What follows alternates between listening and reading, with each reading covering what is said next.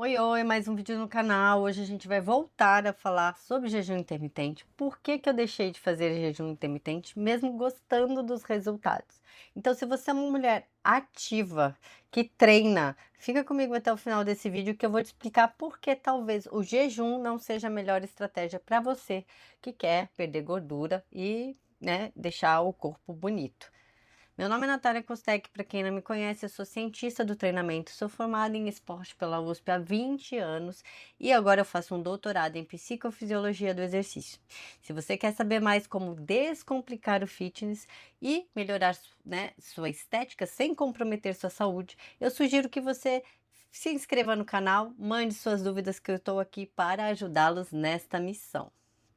Bom, sobre jejum intermitente.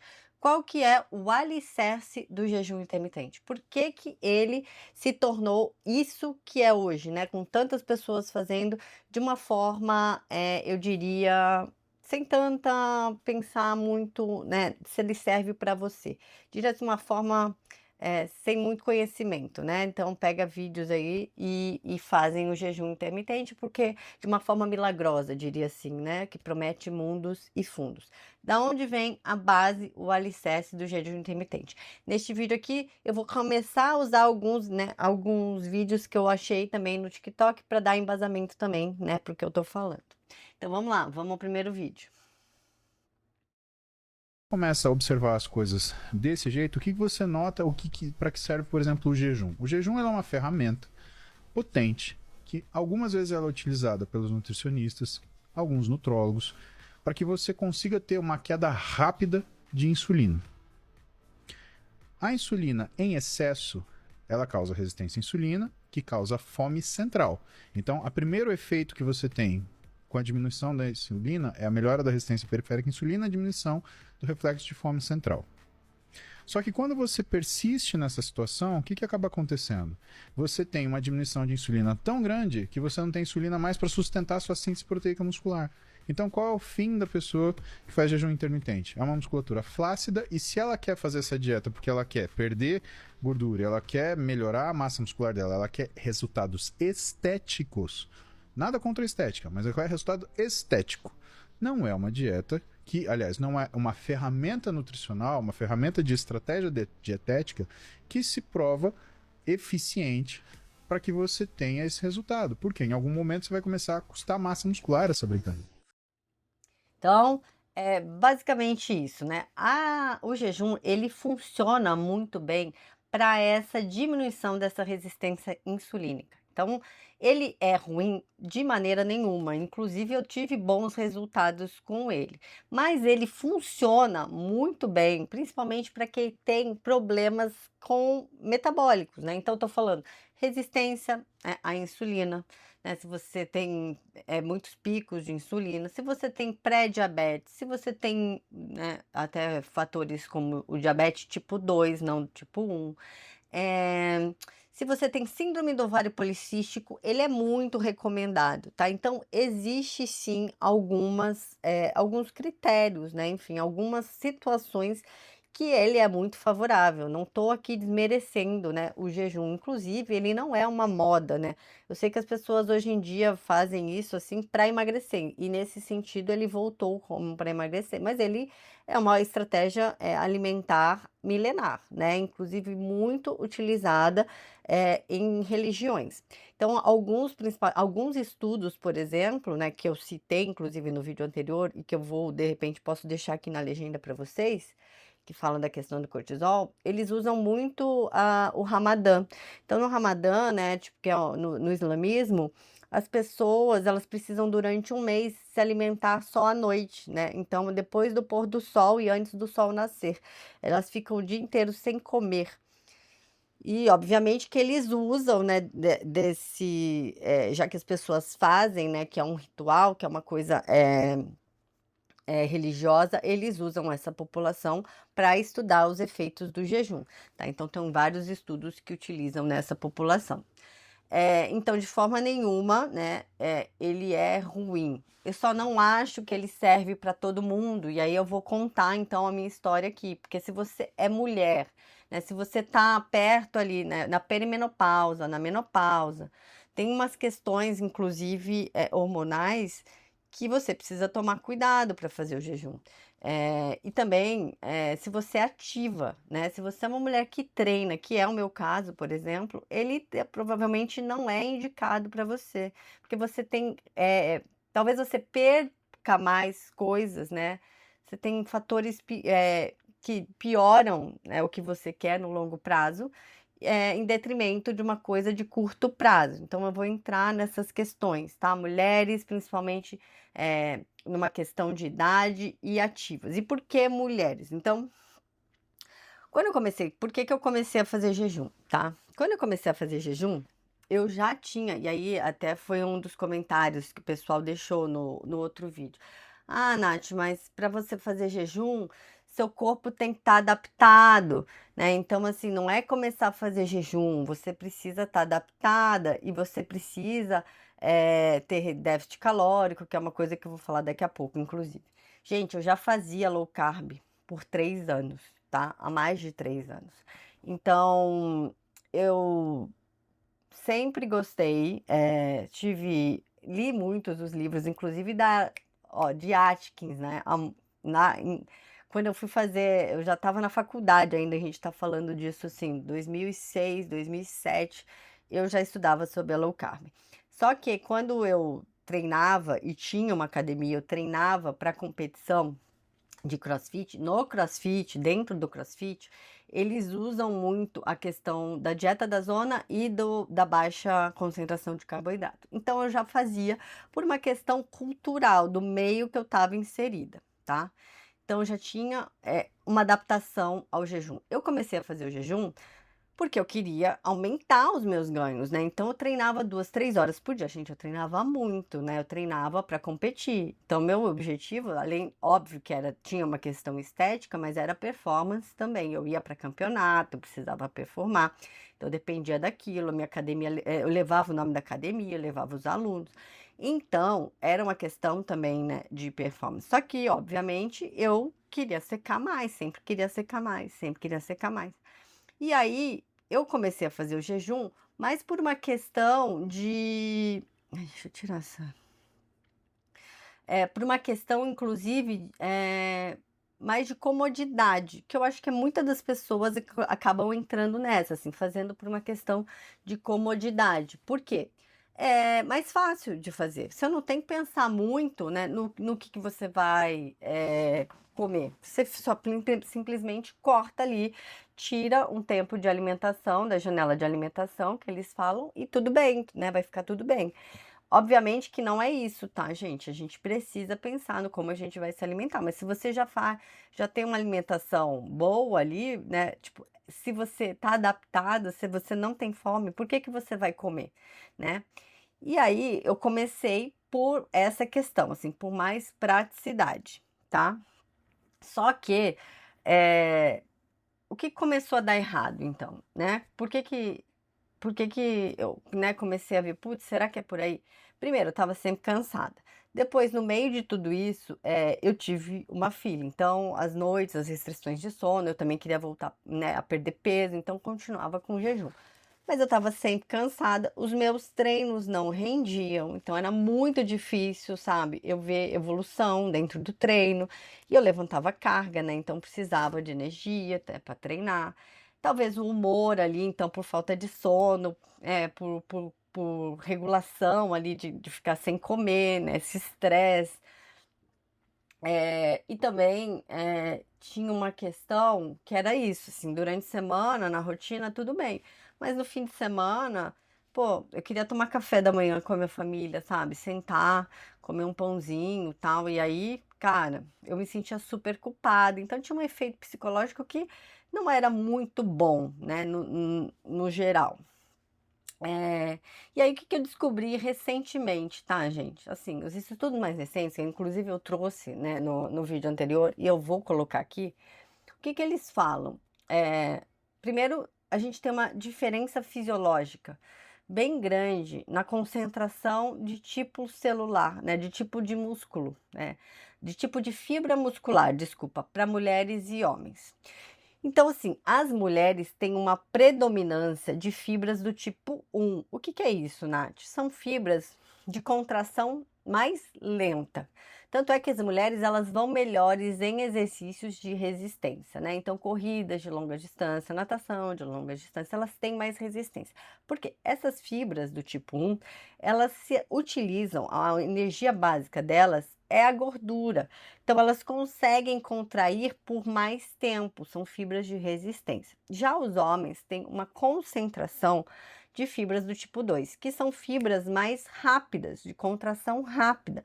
Então, eles são melhores em esportes explosivos, em levantamento, né, em força, tem mais força, devido a essas fibras do tipo 2. Essas fibras do tipo 2, eh, elas geram energia principalmente através dos carboidratos.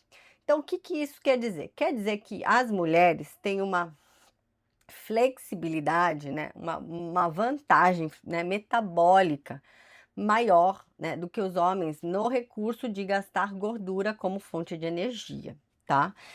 Inclusive, isso é uma discussão, porque quando a gente começa a perder estrogênio, né, que a gente entra na perimenopausa e na menopausa, a gente tende a perder, né, essa flexibilidade metabólica, a gente começa a perder, inclusive massa muscular, e acumular, né, gordura na região mais ali, né, do pneuzinho, da barriga. Então, a gente começa a acumular gordura, principalmente porque a gente perde essa vantagem, tá? Devido ao estrogênio. Por isso que eu também vou gravar um vídeo, inclusive, para jejum na menopausa, tá? Mulheres, fiquem atentas aí que devem sair nos próximos dias.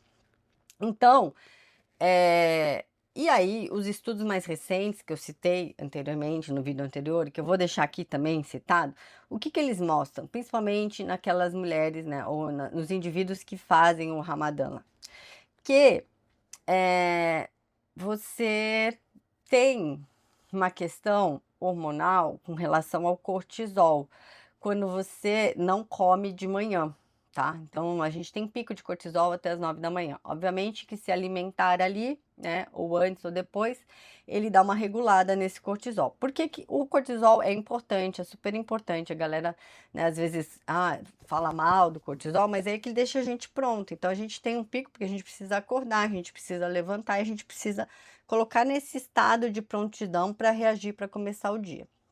O que acontece é que se você muda essa janela de cortisol, então, né, o pico da manhã você não tem, né, você não abaixa e você continua com ele alto até meio-dia, você muda também a janela, né? Então, quando ele tem que baixar, por exemplo, à noite, você tem uma dificuldade em também descer, né, esse cortisol.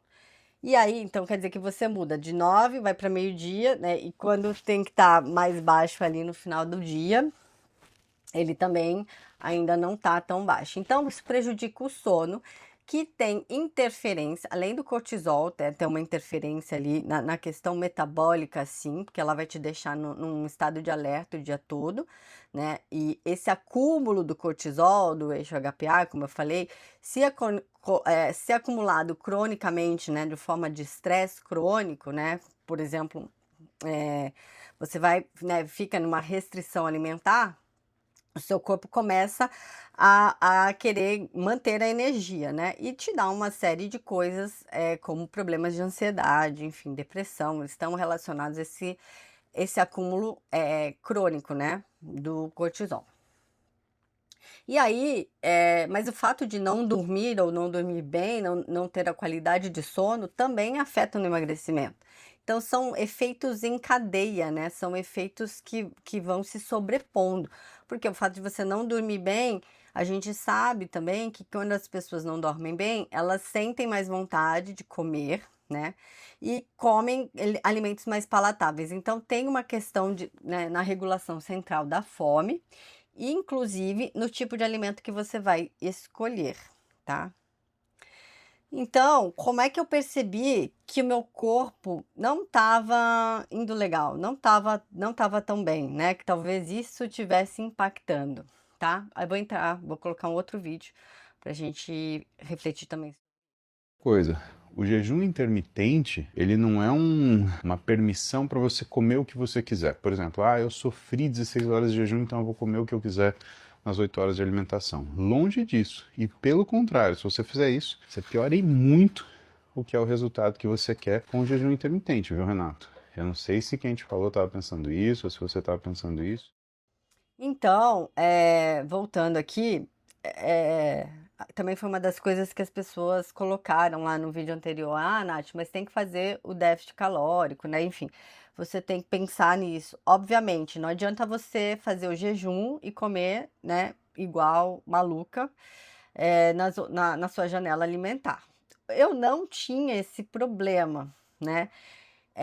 Mas eu acho que eu errava na janela alimentar, que é uma das coisas, inclusive, que eu vou falar ali como alternativa, né, que vocês têm para fazer no jejum, tá? Então, uma das coisas que a gente precisa, né, se atentar é com relação a essa hierarquia do emagrecimento. O déficit calórico é soberano. As pessoas estão adorando essa palavra, né, hoje em dia, tá super em alta, soberana, soberania. Mas ele é soberano, ou seja, ele é a base da pirâmide para emagrecimento. Sem o déficit calórico, você não emagrece, tá? Não existe jejum que, né, se não compensar o déficit calórico, não tem jeito, tá? E aí, o que acontece é o seguinte, eu provavelmente tinha esse déficit calórico, mas eu comecei a ter muito tempo, né, com uma baixa caloria. E eu acho que o meu corpo não estava mais respondendo, ele já estava entrando nessa situação de querer guardar energia, porque eu gastava muito também, eu precisava de energia, eu não tinha carboidrato suficiente, não comia carbo, fazia jejum intermitente, enfim, uma série de questões. E aí foi quando eu comecei a fazer, porque o jejum também é bom, gente, para a questão da longevidade. Eu li um livro, quis fazer a dieta que imita o jejum, que também vai ser uma outra alternativa. Fica comigo até o final desse vídeo, eu vou explicar um pouquinho. Eu tenho inclusive outro vídeo que eu gravei sobre isso. Por questão de longevidade, eu quis fazer um teste que era uma semana, você não come certos tipos de alimentos, você não fica em jejum, mas você não pode comer certos tipos de alimento, porque limita, né, uma situação de jejum. Você não tem pico de insulina, por exemplo, ou de IGF-1, né, que é o que você precisa para degradar, para comer proteína. Então, eu fiz isso e a gente provavelmente até você perde água, perde peso, né, 5 quilos ali numa semana. Só que eu perdia 2. Então eu vi que eu não estava emagrecendo, inclusive eu estava ganhando peso com muita facilidade, apesar de tudo que eu já fazia, né, de todos os esforços. E aí eu fiz um exame, né, conversei com um amigo meu, um médico, inclusive do esporte, ele me recomendou um exame que ele falou, Nath, você pode estar com uma inflexibilidade metabólica. Eu fiz um exame, que é uma calorimetria indireta, e deu essa inflexibilidade metabólica. Muito provavelmente por esse cortisol mais alto, por esse tempo, né, fazendo low carb, déficit calórico, não sei o quê, o teu corpo ele começa a mudar, entrar numa fase que ele não gasta mais a gordura, ele vai queimar o que você tem de carboidrato e vai tentar segurar essa gordura, essa energia, tá? Então, foi assim que eu senti que meu corpo estava travado, né? E aí, a gente entra nessa questão do que seria, né, uma alternativa. Então, já que mulheres ativas, elas precisam, eu acho que precisam principalmente de manhã, tá? Porque tem uma questão assim, tem gente que fala, né, os médicos, você não usa o café da manhã no seu treino se você treina de manhã. Porque você vai, né, os estoques de glicogênio, aquilo tem que metabolizar, tem que digerir, né, entrar na célula, cair na circulação, partir para a célula, isso demora horas. Mas 40 minutos antes, você comer 20 gramas, né, de carboidrato, de proteína ali, não é isso, né? Não é o recurso que você vai usar. Tem uma questão neurofisiológica mesmo, né? De você mandar, sinalizar para o seu cérebro que tem alimento ali entrando, né? Inclusive para baixar esse cortisol da manhã, tá? Então, eu que sou ativa, que sempre treinei, não é a melhor maneira, né? Não é a melhor maneira para você perder peso, tentar emagrecer, enfim. E aí entra a questão, né, de alternativas para isso. Então, o jejum é bom para longevidade, ponto. Mas você pode fazer. A primeira alternativa é a dieta que imita o jejum, que eu acho que você faz 1 ou 2 vezes por ano, é uma semana só e você não fica sem comer. Você come essa dieta, ela surgiu para pacientes que fazem tratamento oncológico. Então, a gente sabe que o jejum, assim como o exercício, tá, pessoal? O pessoal fala de jejum, de autofagia, né, de fagocitose, que o jejum ajuda a apoptose, que é a morte celular. Então, quando a pessoa está em tratamento oncológico, ela vai receber a quimioterapia. Parece que ela estar em jejum, num estado de jejum, otimiza a quimioterapia. Quer dizer que a químio entra nas células mais danificadas e poupa as células que estão melhores, né, que estão saudáveis. E isso tem efeitos, né, colaterais menores da quimioterapia para quem está em tratamento. Só que são pessoas que vão passar por uma quimioterapia, elas estão em processo debilitado, né? E aí ficar sem comer dias, né, 2, 3 dias, que é o protocolo de jejum mesmo, é mais de 24, 48 horas para você ter, inclusive, eh, esses recursos, né, na mão, não é uma opção viável. E aí esse médico criou esse protocolo da dieta que imita o jejum, que você come, você se alimenta, mas você tira certos tipos de alimento durante só 5 dias, tá? Não dá nem uma semana, são 5 dias, para você ter esse efeito, né, mimético, né? Ele imita o jejum, mas você não tá em jejum, tá? E aí ele ajuda na questão da longevidade, mas você não precisa fazer toda semana, né? Tipo, você vai fazer uma vez por ano, 2 vezes por ano. Enfim, eu acho muito mais saudável do que ficar, né, nessa questão de estar fazendo jejum de 24, 40 horas. Principalmente se você é mulher, principalmente se você treina, tá? E se você não tem nenhuma questão metabólica, como eu falei, né? Síndrome do ovário policístico, enfim, que nesses casos o jejum se faz interessante. Outra alternativa, e aí eu vou colocar um outro vídeo que ele vai falar também sobre essa alternativa, que é o Time Restricted Eating, tá? A janela de alimentação menor. Vamos ver aqui.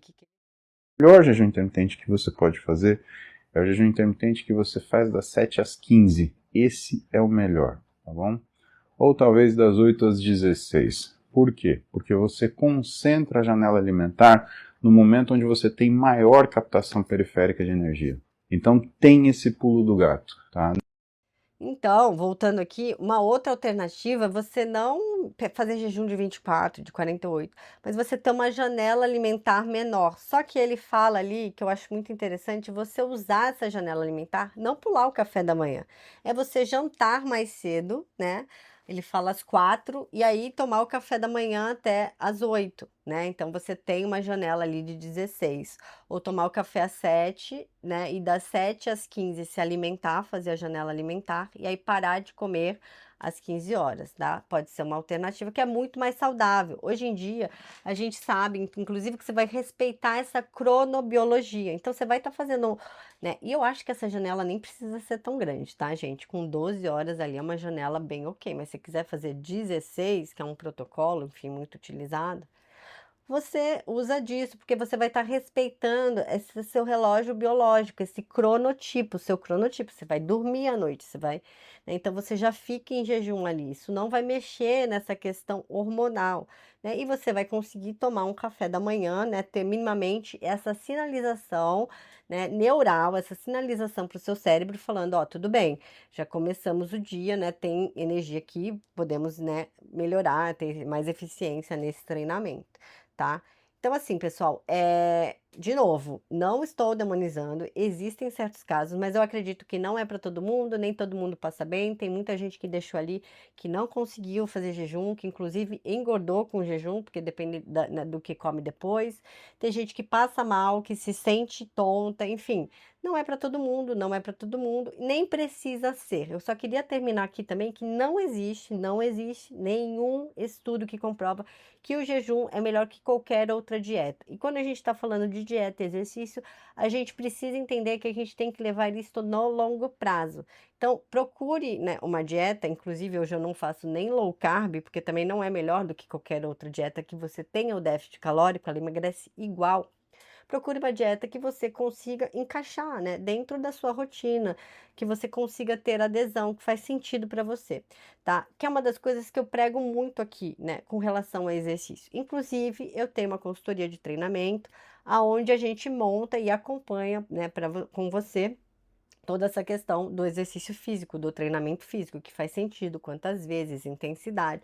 né, de acordo com o seu objetivo. Então tem feedback mensal, tem acompanhamento semanal, tem tudo muito ajustado para que você consiga, né, não só fazer exercício, gostar de fazer exercícios, mas ter resultados com seus exercícios, ter saúde, ter resultado estético e conseguir viver melhor, tá? Porque ele também ajuda em muitas questões hormonais e inclusive no humor, tá? Então é isso, pessoal, que eu queria deixar aqui. Até o próximo vídeo. Tamo junto!